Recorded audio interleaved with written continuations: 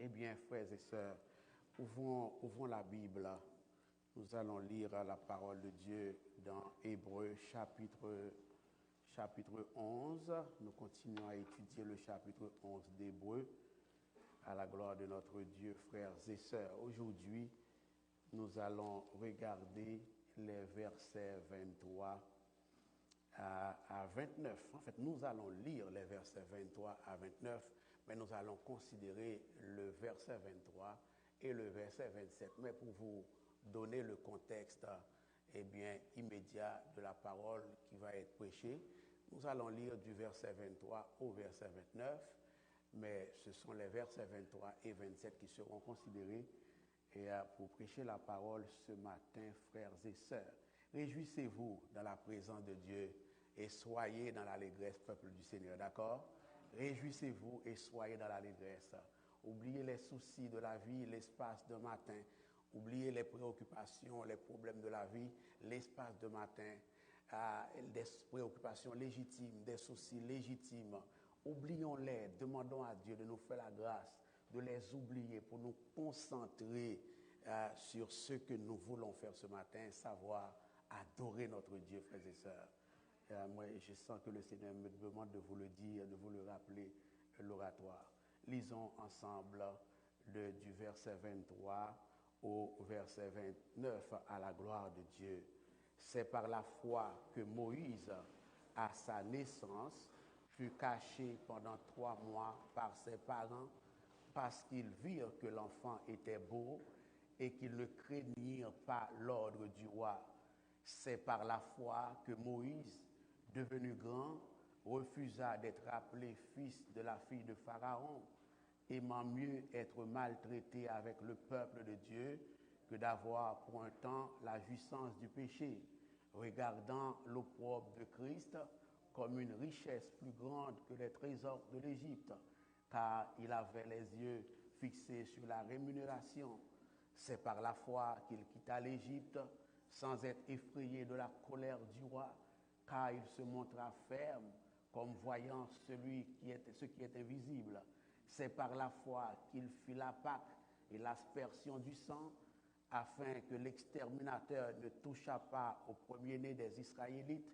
C'est par la foi qu'ils traversèrent la mer Rouge comme un lieu sec, tandis que les Égyptiens qui en firent la tentative furent engloutis. Tel le Seigneur, bénir sa parole, frères et sœurs. Veuillez vous rasseoir à la gloire de notre Dieu. La primauté et l'excellence de la foi. La primauté et l'excellence.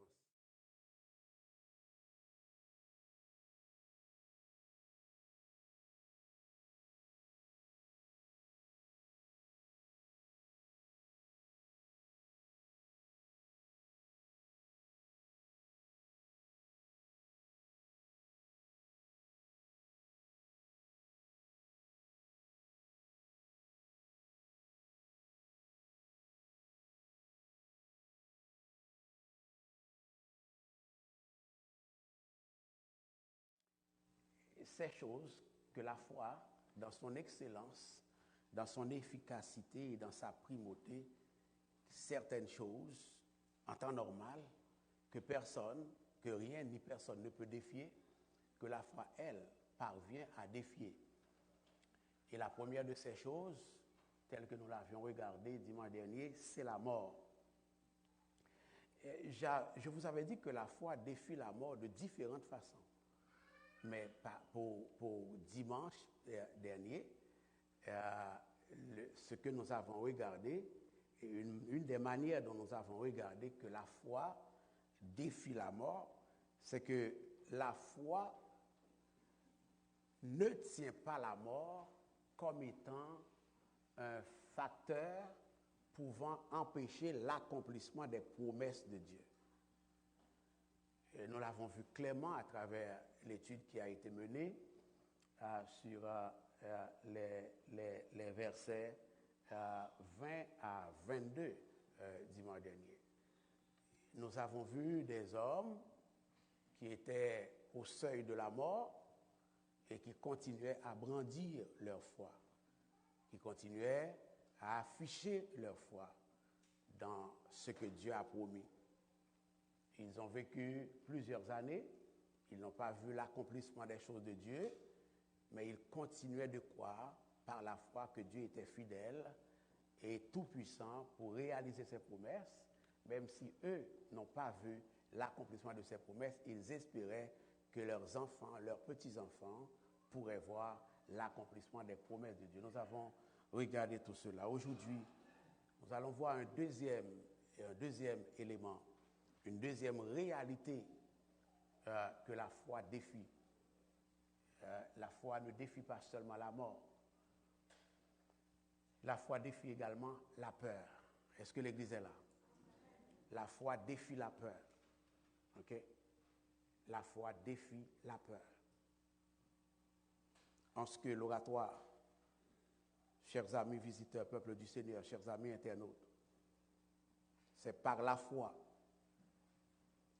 que Moïse, à sa naissance, fut caché pendant 3 mois par ses parents.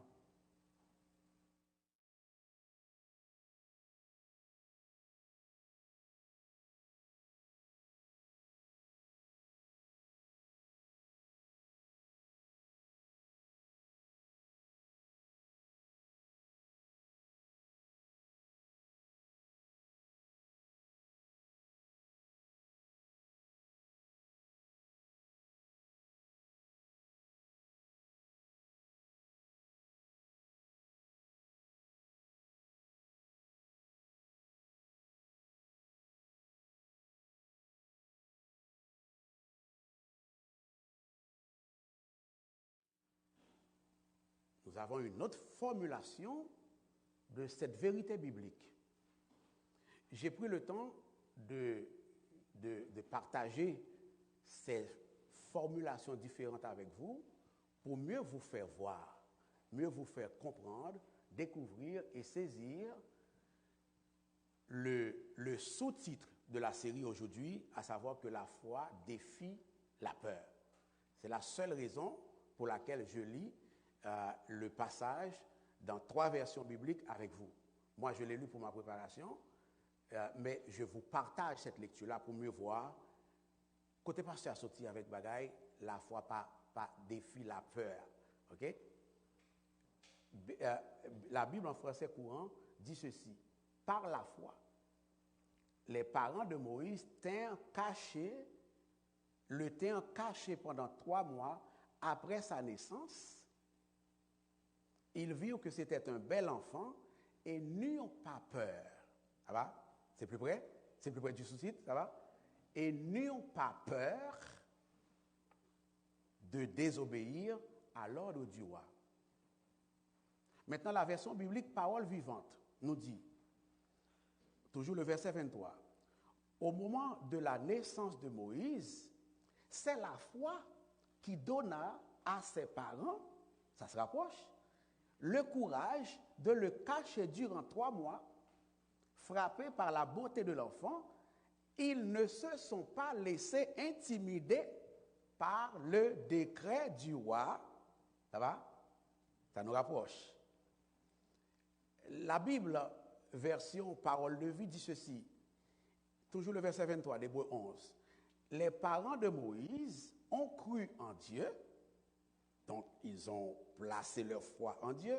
Alors, quand leur fils est né, en l'occurrence Moïse, ils l'ont caché pendant 3 mois, ils ont vu que l'enfant était beau, ils n'ont pas eu peur de désobéir à l'ordre du roi. Voilà d'où votre pasteur tire le sous-titre de la nouvelle perspective du sermon en disant que la foi défie la peur. Là, on s'entend maintenant. Ça va?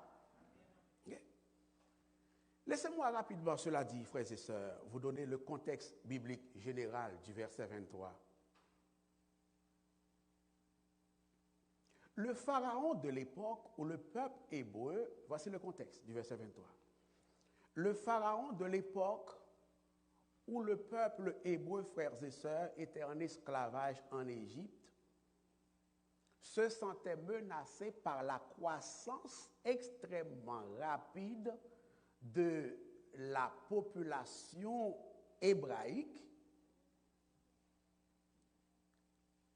Pour freiner cette croissance, il a publié un décret voulant que tout enfant hébreu, mâle, soit noyé à sa naissance dans le Nil.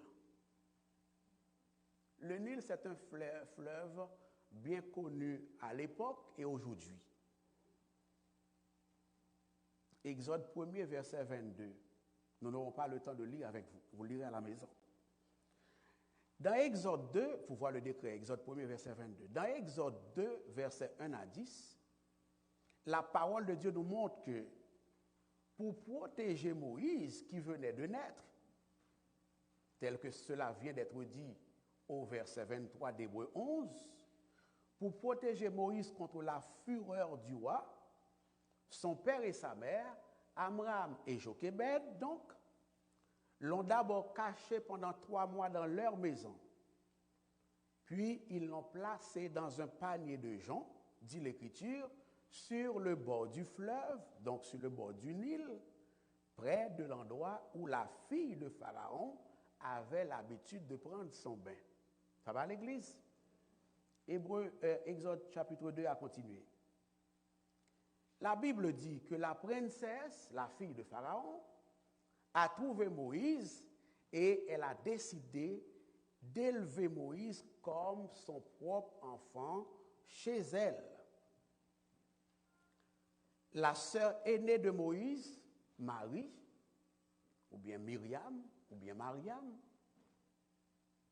qui observait ce qui se passait, a convaincu la princesse de confier l'enfant Moïse à une nourrice parmi le peuple hébreu. C'est ainsi que Marie est allée chercher sa mère qui a pu élever Moïse presque comme si Moïse avait été élevé à la maison. Ici, frères et sœurs, en Hébreux 11, le verset 23, le Saint-Esprit de Dieu, qui ne peut pas se tromper, nous dit que l'action des parents de Moïse était un acte de grande foi.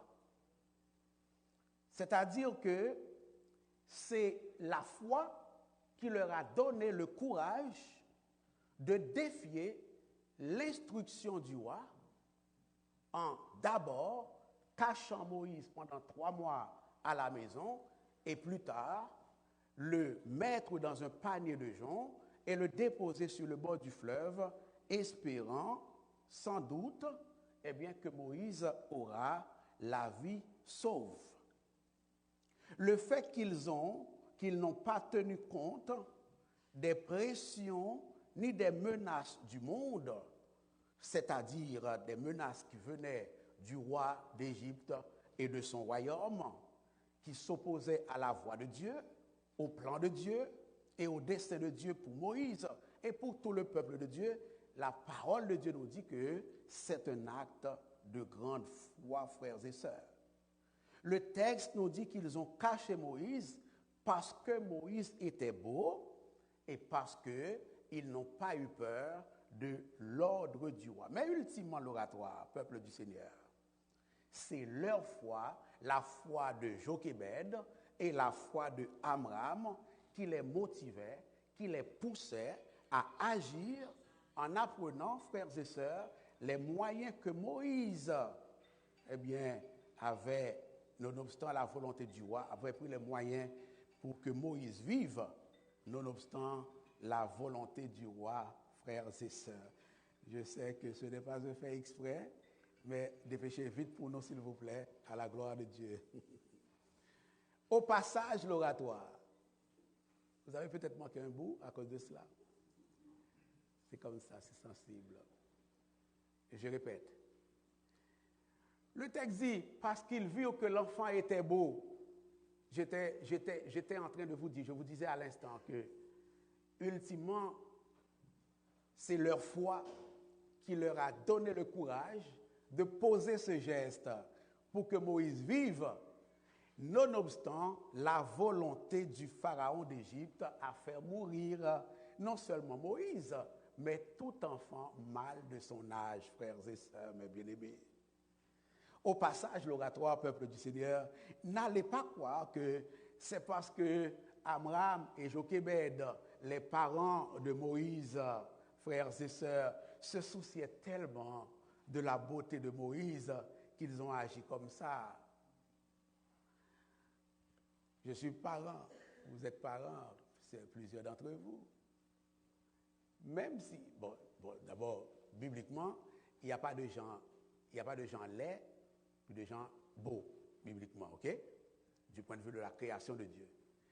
Mais même si du point de vue de ce que les hommes ont l'habitude de dire, même si cet enfant était laid, le plus laid du monde, les parents auraient posé le même geste.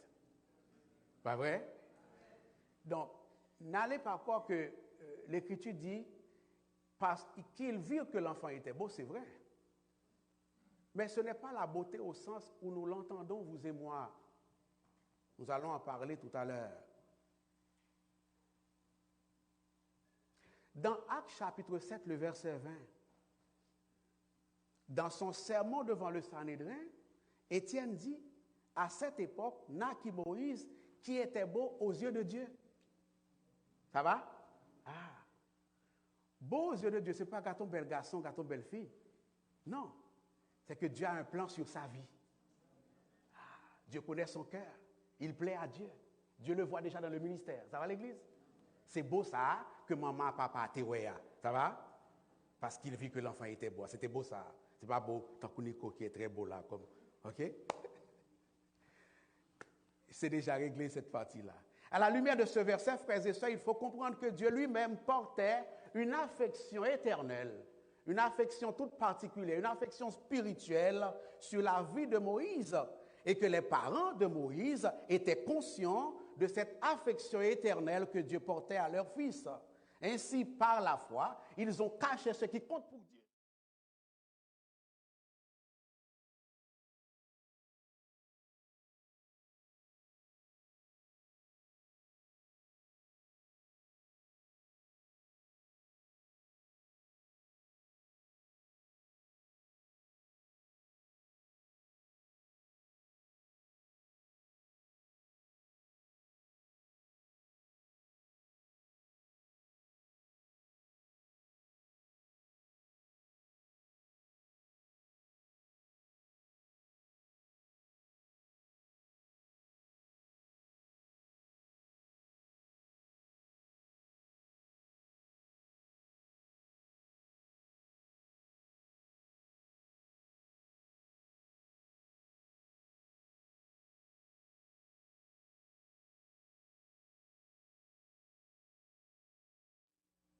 Sauver l'enfant Moïse, quelles qu'en soient les circonstances et quelles qu'en soient les conséquences pour leur vie.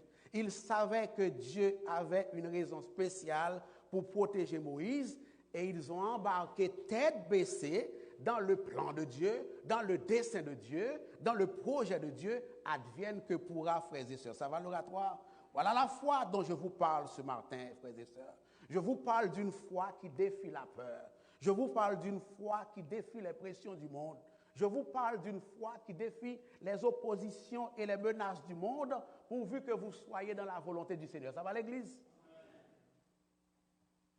Cela prenait beaucoup de foi pour placer Moïse dans un panier de joncs sur le bord d'un fleuve. Et pourquoi que la fille de Pharaon aurait pitié de ce bébé-là? Cela prenait beaucoup de foi. Quoi? Que la fille de Pharaon s'occuperait de ce bébé-là? Il fallait une grande foi pour croire que Moïse serait élevé dans les voies du Seigneur s'il était adopté par la fille de Pharaon dans un pays, dans un royaume, dans un Égypte, dans un monde où le paganisme ou alors le culte païen battait son plein, occupait une grande place.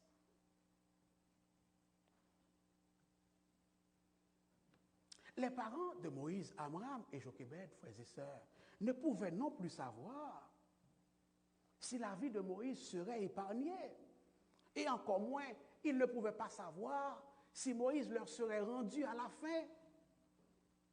Mais ça, le quoi ou non, l'oratoire. Ils ont accepté par la foi, dans la foi et pour la foi, de laisser l'enfant aller en se disant que Dieu est suffisamment fidèle et tout-puissant pour qu'il revive et revienne. Ça va l'église? C'est par la foi, l'oratoire, que les parents de Moïse ne crient pas l'ordre du roi. Et laissez-moi vous dire, peuple du Seigneur, en réalité, vous connaissez la suite de l'histoire. En réalité, Dieu s'est occupé souverainement et merveilleusement de la suite des choses, oui. Dieu s'est occupé du reste. Dieu a veillé au grain en vue de l'accomplissement de son dessein éternel, de son plan éternel. Dieu a veillé sur le corps de Moïse, Dieu a veillé sur l'âme de Moïse, Dieu a veillé sur le cœur de Moïse. La parole de Dieu nous fait comprendre, frères et sœurs, que Jochébed a allaité Moïse. Si Dieu n'avait pas un plan sur la vie de Moïse, si Dieu n'avait pas pris ses parents au mot, si Dieu n'était pas fidèle, Jochébed n'aurait pas été capable de nourrir Moïse, frères et sœurs.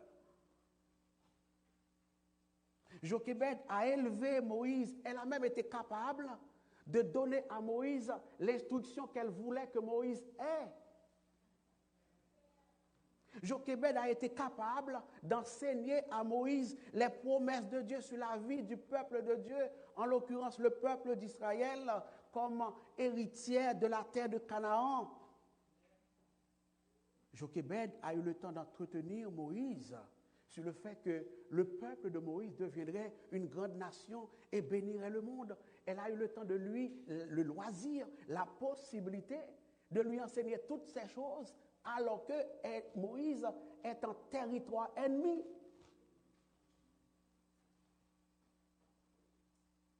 Jochébed a été capable d'inculquer à Moïse la promesse divine à l'effet qu'un grand libérateur ferait un jour la joie du peuple de Dieu. Et par la grâce du Seigneur, frères et sœurs, chemin faisant, Jochébed a contribué à faire naître en Moïse et à faire grandir en Moïse, frères et sœurs, la foi qui allait faire de cet homme le libérateur du peuple de Dieu. Avez-vous remarqué, famille de l'oratoire, peuple de l'oratoire, quand nous agissons par la foi, quand nous vivons par la foi, c'est à ce moment-là que Dieu va commencer à faire des merveilles dans notre vie. Quand nous vivons en tête baissée, quand nous ne prenons pas position pour Dieu, ce n'est pas alors que les livres vont commencer à bouger. C'est le contraire, frères et sœurs, ça va?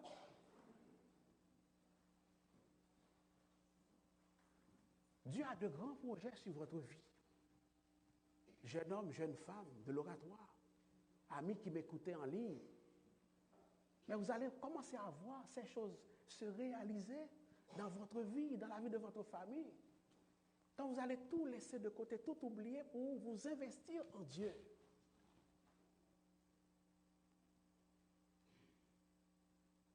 Souvenons-nous, frères et sœurs, les 3 jeunes Hébreux ont simplement agi leur foi et nous entendons un païen, un pécheur invétéré, rendre gloire à Dieu en disant « Béni soit le Dieu de Shadrach, Meshach et Abed-Nego, lequel a envoyé un ange et délivré ses serviteurs qui ont eu confiance et qui ont violé l'ordre du roi. » Ce n'est pas la première fois qu'on voit des gens violer l'ordre du roi par la foi.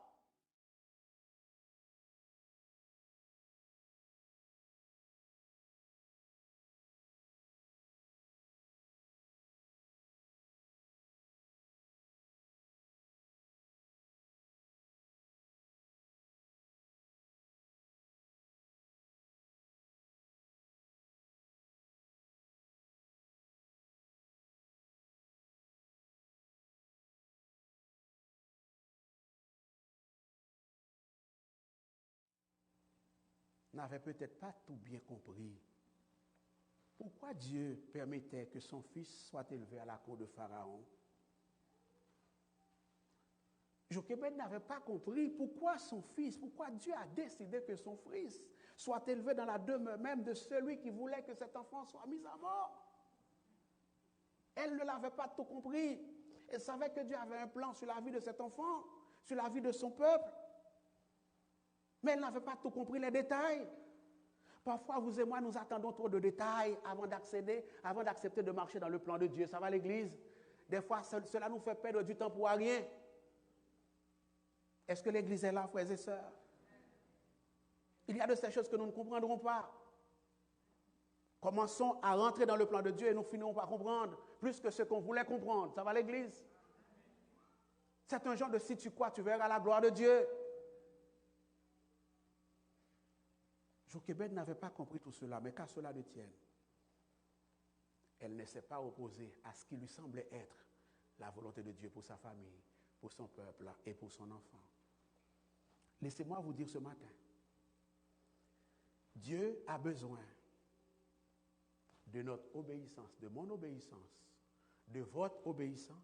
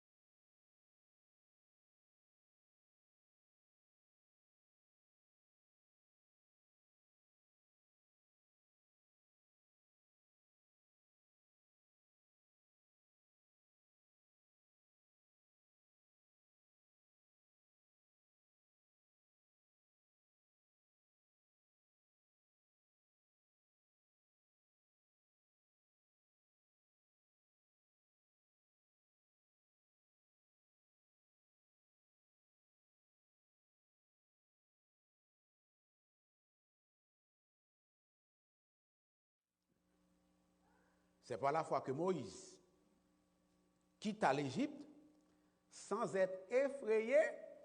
Ça va? Ça suggère la peur, effrayé, ok?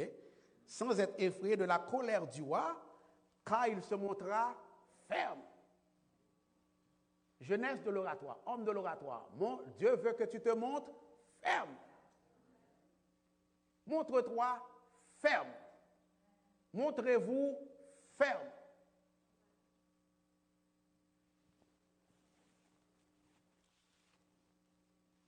Comme voyant celui qui est invisible.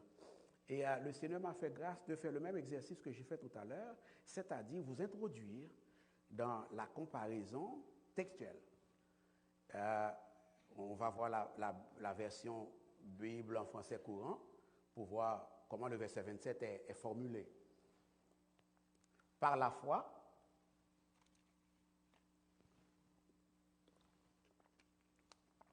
Moïse quitte l'Égypte sans craindre la colère du roi. Ça s'éclaircit là? Ça commence à s'éclaircir du moins. Il demeura ferme comme s'il voyait le Dieu invisible. La Bible version parole vivante. Fortifié par sa foi, donc encouragé par sa foi, mu par sa foi, guidé par sa foi, animé par sa foi. Il, en l'occurrence Moïse, a bravé dans braver, il y a brave. A bravé la fureur du roi et a quitté l'Égypte. Aussi intrépide, voyez-vous, et ferme que s'il avait vu de ses yeux le Dieu invisible. Voilà la foi dont je vous parle ce matin.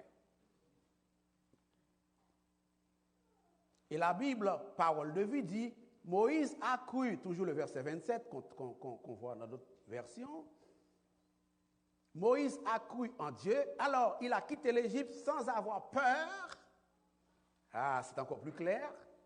Sans avoir peur de la colère du roi, il est resté solide, comme s'il voyait le Dieu invisible.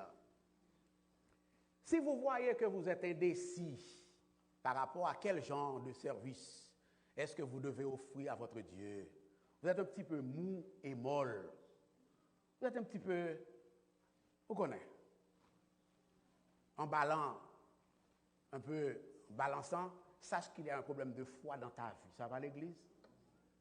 Quand j'ai commencé la série, je vous avais promis de ne pas vous dire ayez la foi, vous devez avoir la foi. Ça se fait aussi en enseignement. Mais je vous avais promis de ne pas le faire. Je voulais vous simplement vous exposer des expériences de manifestation de foi pour que vous-même vous tiriez la conclusion, est-ce que vous vivez dans la foi par la foi? Ça va à l'église? Voilà un cas. Voilà un deuxième cas. Voilà un deuxième cas. La foi suppose la solidité. Si vous voyez frère, non, un jour vous voulez servir Dieu, un autre jour vous ne voulez pas servir Dieu, il y a un problème. Un jour vous voulez obéir à Dieu, un autre jour vous ne voulez pas obéir avec Dieu, il y a un problème qui s'appelle le problème de la foi. Ça va? Parce que la foi parle de fermeté, la foi parle de bravoure, la foi parle d'intrépidité, la foi parle de solidité. Est-ce que l'Église est là? Je dois être un homme solide. Je dois être un homme intrépide, brave, quand il est question de prendre position pour Dieu, quand il est question de servir Dieu, quand il est question de faire la volonté de Dieu, quand il est question d'obéir à Dieu. La foi parle de solidité, de fermeté, de courage, de bravoure, d'intrépidité, l'oratoire. Voilà les termes associés à la foi. La foi ne parle pas de mollesse. La foi ne parle pas d'indécision. Aujourd'hui, mon cœur me dit, demain mon cœur ne me dit pas. Aujourd'hui, ma pensée, mon idée me disent, demain elle ne me le dit pas. Cela ne marche pas. Ce n'est pas une vie de foi, frère. Ce n'est pas une vie de foi. Est-ce que l'Église est là, l'oratoire? Lorsque Moïse a voulu quitter l'Égypte, ça n'a pas été une chose facile, frères et sœurs. C'est de ça que le verset 27 est en train de parler ici, en termes de contexte, ok? Ça n'a pas été facile. Moïse a dû faire face à une double résistance. À la résistance du peuple de Dieu lui-même et à la résistance des oppresseurs du peuple de Dieu en Égypte. Lorsque Moïse a fait part aux enfants d'Israël du plan de Dieu pour le délivrer, eh bien, les enfants d'Israël étaient reconnaissants au début. Exode 4, verset 31, vous lirez à la maison. Mais quand les choses commençaient à devenir un peu plus compliquées, frères et sœurs, quand les choses commençaient à se présenter un peu d'une manière dont ils ne s'attendaient pas à ce que les choses se présentent, et là, ils commencent à ne pas obéir à Moïse, frères et sœurs. Ils ont perdu courage. Et ils ont critiqué les actions de Moïse. Exode 6, verset 9, 14, verset 11 et 12. Le roi d'Égypte et le propre peuple de Moïse étaient tous deux contre Moïse. Mais savez-vous quoi? Moïse n'a pas craint pardon. Moïse n'a pas eu peur, ni de l'un, ni de l'autre. Savez-vous pourquoi? Parce que c'était un homme de foi. Ce qui importait pour lui, c'était de faire la volonté du Seigneur. Ça va à l'église? À chaque fois que l'occasion s'y prêtait, Moïse leur disait ce que Dieu voulait qu'il leur dise, à un ou à l'autre. Voilà la vie de foi à laquelle Dieu vous invite ce matin, frères et sœurs. Avez-vous remarqué, frères et sœurs? C'est à peu près la même peur que la foi des croyants d'aujourd'hui est appelée à défier. Le contexte historique a changé, il y a des spécificités propres à chaque époque, mais en réalité, vous et moi, à l'oratoire, nous sommes appelés à combattre la peur aujourd'hui. La peur, c'est un ennemi redoutable. L'Église doit demander à Dieu la sagesse, la lumière, le discernement, la capacité, la résistance pour combattre la peur comme n'importe quel autre ennemi. Ça va l'Église? Parce que la peur a cette capacité de nous paralyser. La peur a cette capacité de nous effrayer quant au fait de faire la volonté de Dieu. La peur. La peur. La peur. La peur.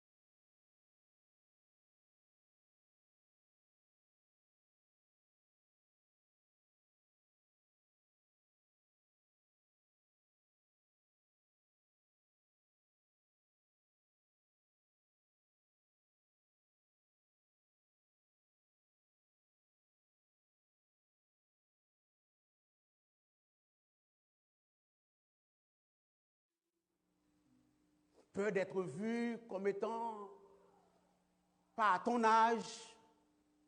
Peur de ta réputation. Peur d'être critiqué. Et que sais-je encore? Peur de perdre des relations. Peur de perdre des amitiés. Quand j'évoque ces peurs-là, c'est pour dire qu'il y a des gens qui feraient autrement, n'eût été la peur de ces choses-là. Il y a des gens qui se conformeraient au plan de Dieu sur leur vie, mais à cause d'avoir peur de toutes ces choses que j'ai nommées là, plus d'autres que je n'ai pas nommées, ils ne se soumettent pas à Dieu. Des fois même, il y a des gens qui vivent dans l'anticipation de ces genres de peurs-là. Et ils ne font pas la volonté de Dieu. C'est dommage. C'est un piège que le malin nous tend. Piège de nous porter à avoir peur.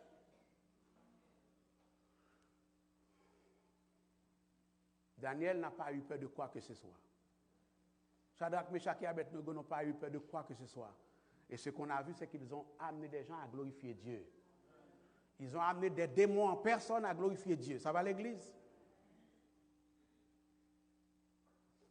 Moïse a quitté l'Égypte, peuple du Seigneur, décidé à suivre une voie meilleure. Par la foi, Moïse a renoncé à l'Égypte qu'il a vue au profit de Dieu qu'il n'a pas vu. Tu vois tes amis, tu vois tes contacts, tu vois les joies du monde, tu vois les plaisirs du monde, tu ne vois pas Dieu.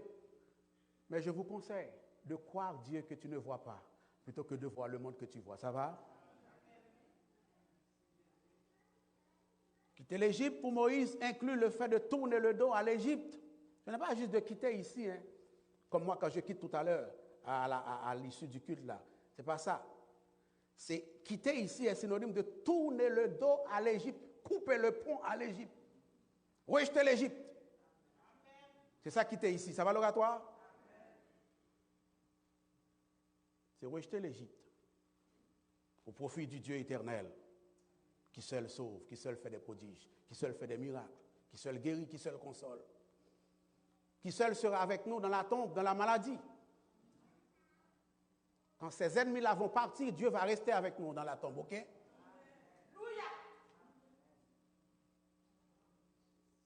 Et en quittant l'Égypte, Moïse l'a quitté de façon permanente pour suivre le Seigneur. Ça va l'église? Quitter l'Égypte, ici c'est quitter le monde et ses valeurs. Quitter l'Égypte, c'est quitter le monde et ses propositions indécentes quant à Dieu. Quitter l'Égypte, c'est quitter les mauvaises habitudes, les mauvaises tendances, les mauvaises façons de penser, de parler, de réfléchir et d'agir. C'est ça, quitter l'Égypte ici, l'oratoire. Ça va l'église? Moïse a quitté l'Égypte. Ça ne l'intéresse pas. Et ce n'était pas facile, parce qu'en quittant l'Égypte, il s'est exposé à la colère du roi. Ça va? Il s'est exposé à la fureur du roi. Vous savez ce que ça veut dire? S'être exposé à la fureur du roi, mais c'est s'être exposé à des représailles, à des contre-offensives de la part du roi. Moïse dit, peu importe les contre-offensives, peu importe les représailles, mon Dieu m'appelle, j'y vais. Ça va l'église?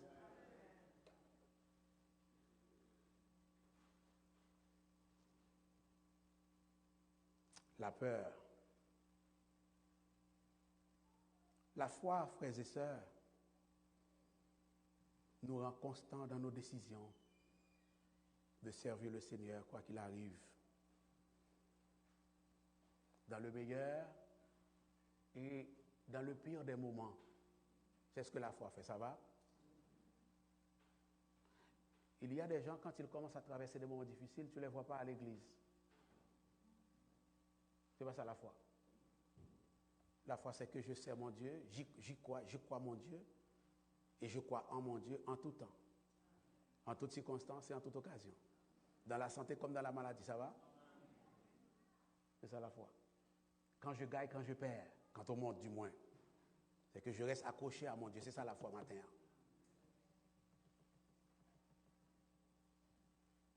Même si moi seul, dans la famille, je ne suis pas la cadence générale. Je suis Dieu. C'est ça la foi ce matin.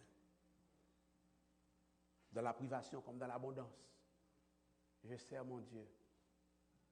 Dans la déception comme dans la satisfaction, je sers mon Dieu. Et cela dans la fidélité, ça va? Voilà de quelle foi il est question ici en Hébreu, chapitre 11, versets 27 et 23, frères et sœurs.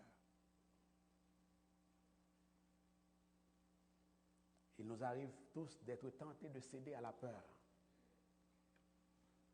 Lorsque prendre position pour Dieu exige que nous disions ou fassions quelque chose qui est impopulaire. Mais agissons pour Dieu, ça va? Agissons pour Dieu. La foi ne cède pas à la pression du monde. La foi de Moïse a eu raison de la peur que Moïse aurait pu avoir. La foi des parents de Moïse a eu raison de la peur que ses parents pouvaient ressentir. Mais ils ont agi car ils savaient qu'il était soutenu par la main toute puissante et invisible du Dieu éternel et trois fois saint, frères et sœurs. Voilà à quoi nous sommes invités ce matin.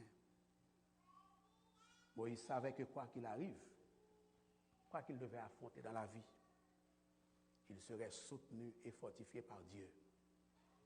Le croyez-vous ce matin, l'oratoire?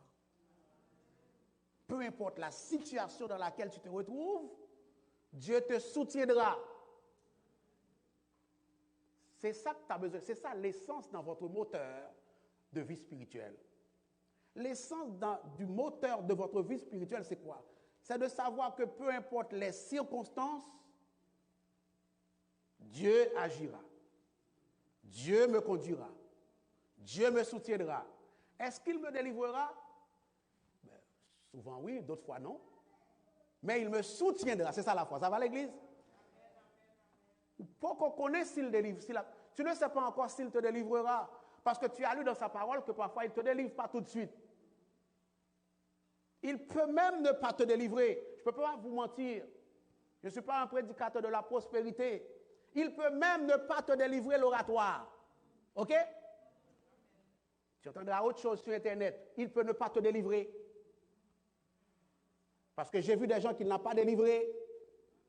Mais je ne l'ai jamais vu abandonner personne. Ça va l'église? Et c'est ce que la foi doit comprendre. C'est ce que la foi doit comprendre.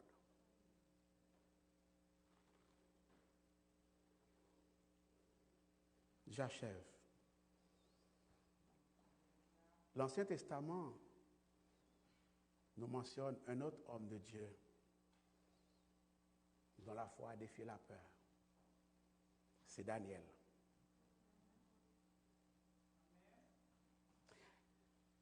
L'influence de Daniel sur les trois amis de Daniel les a portés à ne faire aucun compromis avec leur foi. Nous l'avons vu tout à l'heure. Ils sont allés jusqu'au bout de la foi. Bien sûr, comme je le disais, ils n'ont pas été parfaits. Il n'y a que le Christ qui soit allé jusqu'au bout de la foi parfaitement. Il y a eu des journées où ces gens-là, sans doute, ont été à 8 sur 10 de performance, à 9 sur 10, à 7 sur 10, ou peut-être même à 5 sur 10. Mais dans les occurrences qui nous sont rapportées dans l'Écriture, oui, ils peuvent servir de modèle pour vous et moi. Saint Paul dira que c'est pour notre instruction que ces choses ont été écrites. Dieu ne fait jamais rien pour rien. Si Dieu mentionne l'expérience de ces hommes et ces femmes dans Hébreu 11, c'est pour nous dire à vous et à moi qu'il nous les donne comme modèle de foi. Que c'est possible pour vous et moi de vivre une vie de foi également. Ça va l'église? Ces hommes-là sont faits de sang comme vous et moi. Ils sont faits de chair comme vous et moi. Nous pouvons faire la même chose. Voyons-nous, il y a la folie du roi Nebuchadnezzar qui voulait que tout le monde l'adore, ou adore la statue qu'il a fait ériger. Donc l'adorer à travers l'adoration de la statue. Que voyons-nous, nous voyons trois jeunes hommes qui disent, nous là, nous préférons mourir plutôt que d'adorer ça. Ça va l'église? Et Dieu leur a fait la grâce, ils ont remporté la victoire. Ils n'ont pas adoré la statue. ils ne sont pas morts. Ça va l'église? Jamais.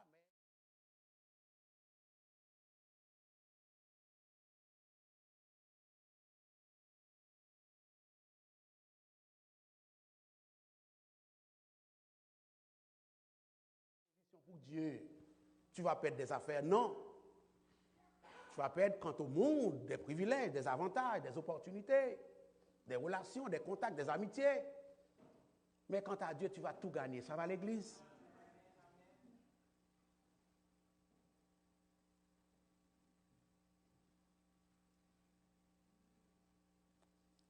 Dieu veut aujourd'hui que nous entrions, vous et moi, dans une nouvelle dimension de vie par la foi. Vous l'êtes déjà, voyez-vous, remarquez bien, je dis dans une nouvelle dimension. Je parle à des hommes de Dieu, des femmes de Dieu, de cette congrégation. Je sais que ce sont des hommes et des femmes de Dieu. Je les parle. J'en parle à ceux qui traversent des moments difficiles. J'ai vu des hommes et des femmes de Dieu de cette congrégation mourir dans la foi. Je ne suis pas ici pour dire que vous n'avez pas la foi. Je suis ici pour vous dire que vous avez à persévérer dans la foi. Et si possible, vous avez à grandir dans la foi.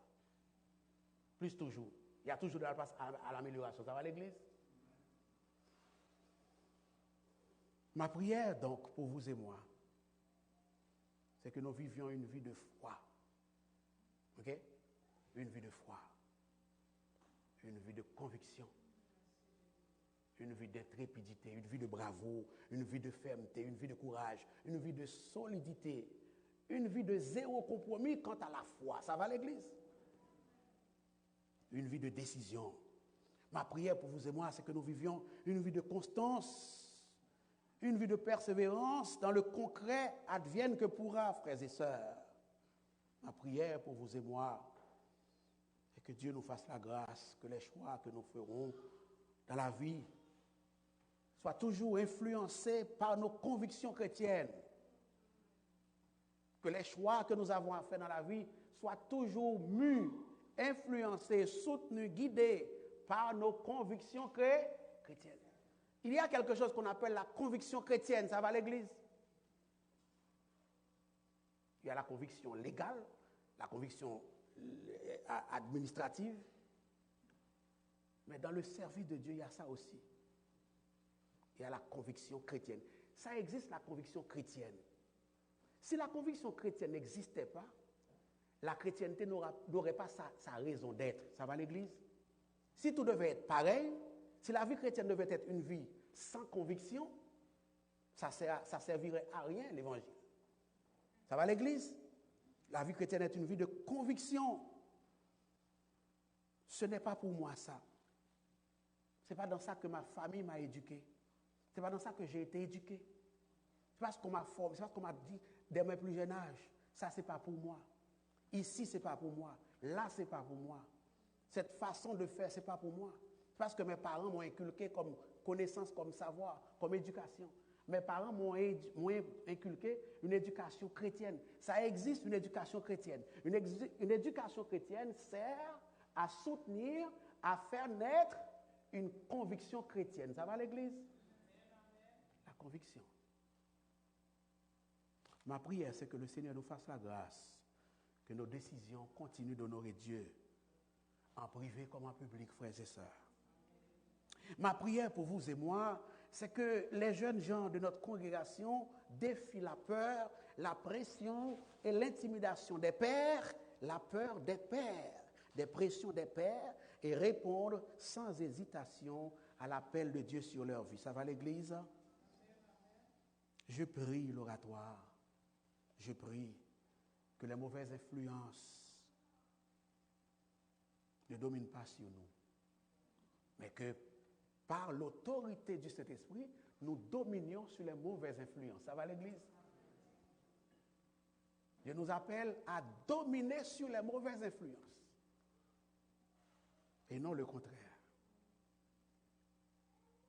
Je prie que la jeunesse de la congrégation de l'oratoire, plutôt que d'être influencés par les mauvaises influences, soient plutôt eux-mêmes des influenceurs positifs pour leur entourage. des agents de changement au nom de Jésus. Je prie que nous soyons toujours fidèles dans notre obéissance à la voix de notre Dieu. Je prie que nous opposions une résistance ferme et invincible face aux directives allant contre notre foi. Que ce soit au travail, que ce soit à la maison, que ce soit à l'église, que ce soit au sport, que ce soit entre amis, que le drapeau de l'Évangile reste toujours dans nos mains flottantes. Ça va, frères et sœurs? C'est possible. Si à Babylone, Shadrach, Meshach et Abednego ont pu le faire, si en Égypte, Moïse et ses parents ont pu le faire, vous et moi, nous sommes capables de le faire. Parce que Dieu merci, nous savons plus qu'eux autres. Ça va l'église? Ah oui. Oui, il y a ce qu'on appelle le principe de la révélation progressive dans la Bible. Ce que vous et moi, nous savons de Dieu, Shadrach, Meshach et Abednego, Joseph, Moïse ne le savaient pas. Vous expliquez ça déjà à l'église, ça va? Nous avons plus dans nos mains pour alimenter, pour nourrir notre foi, pour soutenir notre foi. Que le Seigneur nous en fasse la grâce, frères et sœurs. À vous qui n'avez pas encore Jésus dans votre vie, comme maître, comme Seigneur, comme sauveur, nous vous l'offrons ce matin. Je ne veux pas être long avec l'appel. Je veux simplement vous le dire, parce que vous êtes censé déjà habitué avec cet appel. Eh bien, nous sommes là, à votre disposition, pour approfondir ces choses que vous venez d'entendre. Si c'est votre volonté de les approfondir, nous pouvons vous accompagner dans cette démarche à la gloire de notre Dieu et pour l'avancement de son royaume. Soyez bénis, peuple du Seigneur.